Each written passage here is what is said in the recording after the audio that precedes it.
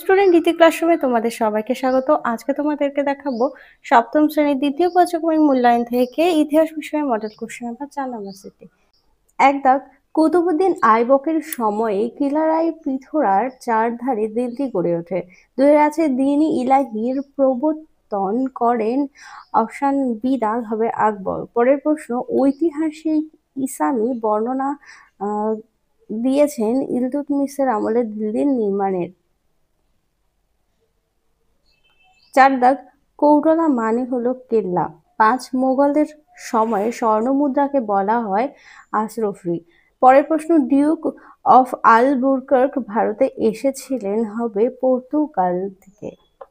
চলে যায় দুই দাগে। দুইয়ের একে আছে সৈয়দ বংশের প্রতিষ্ঠাতা কে ছিলেন? খিজির খাঁ। দুই আছে জামির যুদ্ধ কত সালে হয়েছিল? 1528। তিনে আছে হনুজেলি দ্রুত অস্ত্র উক্তিটি কার?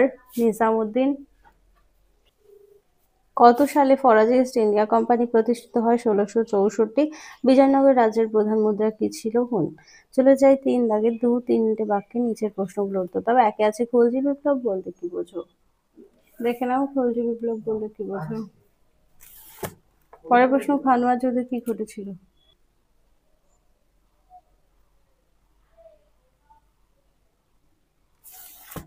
পরের প্রশ্ন, হুন্ডি কি?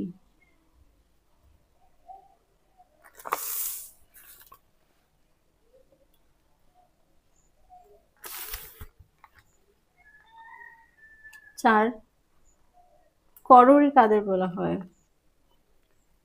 দেখো, মোগল আমলে যেসব কর্মচারী কানুন গোদের এখান থেকে দেখো, মোগল আমলে যেসব কর্মচারী কানুনগোদের তথ্য মিলিয়ে দিত তাদেরকে বলা হতো করণী। এরপরে আছে সরাফ কাদের বলা হয়? সরাফরা হলো আজকের ব্যাংকের মতো সকালে টাকা বিনিময়ের কাজ করত। এরা ধাতুর মুদ্রা কতটা খাঁটি তা পরীক্ষা করে দেখে নিত। চলে যাই চার দাগে। চারের একে টিকা আছে জাগিরদারি ব্যবস্থা।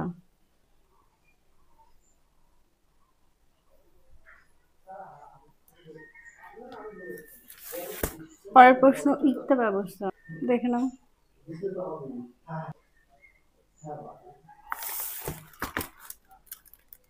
তিনে আছে দিল্লি শহরে জলের সমস্যা প্রধান সমস্যা কি ছিল? দেখে নাও।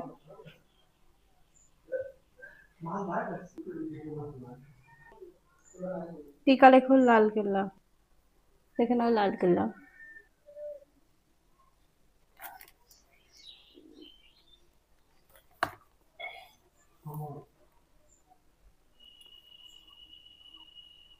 পরের প্রশ্নটি দেখো, পাঁচের এক দাগে 1526 খ্রিস্টাব্দ থেকে 1556 খ্রিস্টাব্দ পর্যন্ত ভারতের মোগল আকবর দলদের বর্ণনা দাও। এটা পাঠ্য বই থেকে দেখাচ্ছি, এখান থেকে দেখে নাও।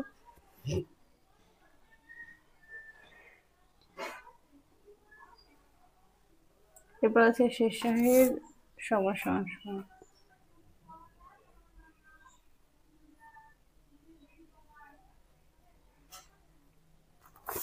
পরের প্রশ্ন, দাক্ষিণাত্য কত?